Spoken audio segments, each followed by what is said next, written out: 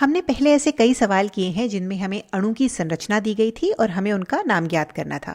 इस वीडियो में हम इसका उल्टा करेंगे। हम नाम से शुरुआत करेंगे और देखेंगे कि क्या हम नाम को देख के इस अणु की संरचना को बना सकते हैं।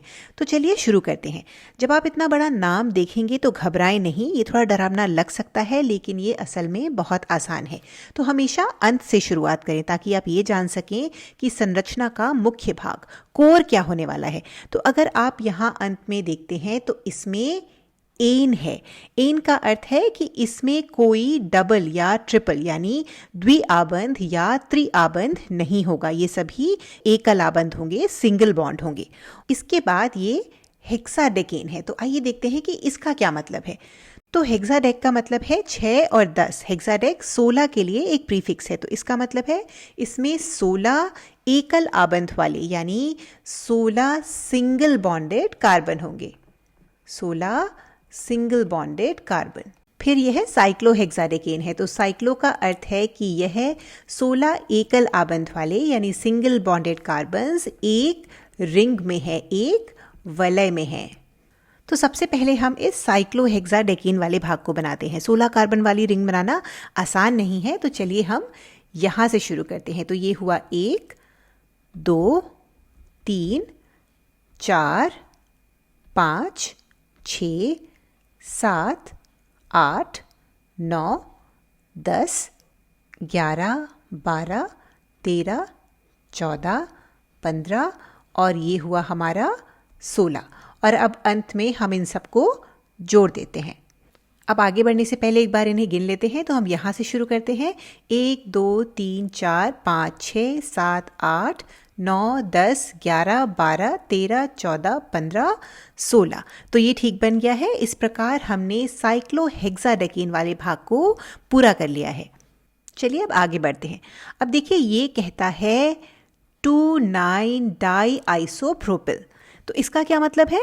इसका मतलब है कि कार्बन रिंग के दूसरे और 9वें स्थानों पर आइसोप्रोपिल समूह जुड़े हुए हैं।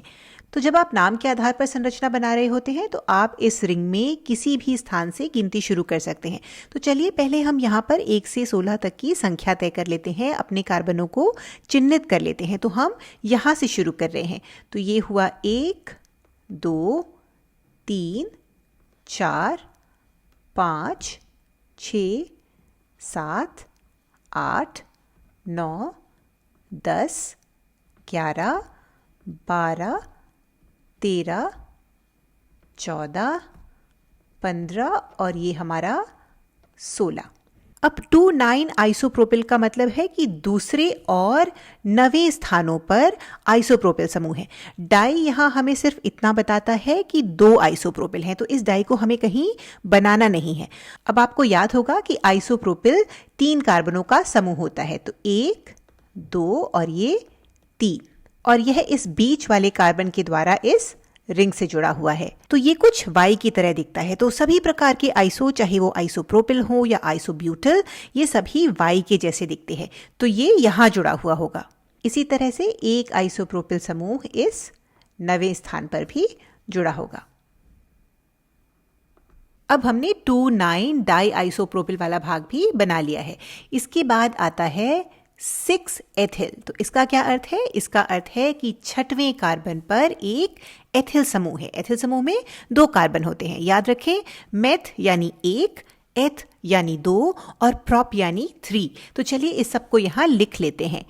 तो प्रॉप यानी 3 और जो आइसोप्रॉप होता है वह यह वाई जैसी संरचना होती है, और जो हमारा एथ होता है, एथ यानी 2। तो 6 एथिल यानी यहाँ एक एथिल समूह है जो 6वें कार्बन से जुड़ा हुआ है। तो यहाँ एक एथिल समूह है जिसमें 2 कार्बन हैं, 1 और 2, और ये 6ठे कार्बन पर मुख्य रिंग से जुड़ा हुआ है। अब अंत में हमारे पास 1 साइक्लोपेंटिल है। पेंट का अर्थ होता है 5 और साइक्लोपेंटिल का मतलब है कि 5 कार्बनों का एक रिंग जो मुख्य रिंग से जुड़ा है, और ये पहले कार्बन से जुड़ा है। तो यहाँ लिख लेते हैं पेंट यानी कि 5। तो ये कुछ ऐसा दिखेगा। 1 2 3 4 और ये 5 और ये रिंग है, साइक्लो है, तो हम इसे यहाँ वापस जोड़ देंगे और ये इस पहले कार्बन से इस मुख्य रिंग से जुड़ा हुआ है। तो बस हमारा काम हो गया। हमने 1 साइक्लोपेंटिल 6 एथिल 2,9 डाई आइसोप्रोपिल साइक्लोहेक्साडेकेन की संरचना बना ली है। चलिए अब एक और उदाहरण देखते हैं। अब शायद ये आपको थोड़ा थोड़ा समझ आने लगा होगा, तो हम इसे जल्दी जल्दी कर सकते हैं। तो यहाँ हमारे पास 3699 टेट्रामेथिल डोडेकेन है। इसका मुख्य भाग डोडेकेन है। यहाँ पर डो का मतलब है 2 और डेक का मतलब है 10। तो यह 12 कार्बन वाली श्रृंखला है। यह एक साइकिल में नहीं है, रिंग में नहीं है। तो चलिए पहले इसे बना लेते हैं। 1 2 3 4 5 6 7 8 9 10 11 और ये 12।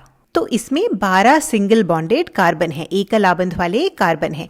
अब हम अपने कार्बन्स को चिन्हित भी कर लेते हैं और हम इसे यहां से शुरू कर रहे हैं। तो ये हुआ 1 2 3 4 5 6 7 8 9 10 11 और ये 12। तो ये हुआ डोडेकेन। इसमें सारे आबंध एकल आबंध हैं क्योंकि एन। अब हमारे पास है 3699 टेट्रामेथिल। याद रखें कि मेथ का अर्थ होता है एक कार्बन। तो यहाँ पर 3699 टेट्रामेथिल का मतलब है कि तीसरे, छठे और 2 बार 9वें स्थानों पर मेथिल समूह है। तो टेट्रामेथिल में टेट्रा बस हमें इतना बताता है कि हमारे पास 4 मेथिल समूह है और वो हमें यहाँ पर दिख भी रहा है, 1 2 और 2 यहाँ 9वें स्थान पर। अब मेथ का मतलब है एक कार्बन। तो एक कार्बन इस डोडेकेन चेन के तीसरे कार्बन से जुड़ा हुआ है, ऐसे। एक कार्बन इस डोडेकेन चेन के छठे कार्बन से जुड़ा हुआ है, ऐसे। और 9वें स्थान पर यानी इस कार्बन से 2 कार्बन जुड़े हुए हैं, 2 मेथिल समूह जुड़े हुए हैं। तो 1 और ये 2। तो बस इतना ही काम था। हमने 3699 टेट्रामेथिल डोडेकेन की संरचना भी बना ली है।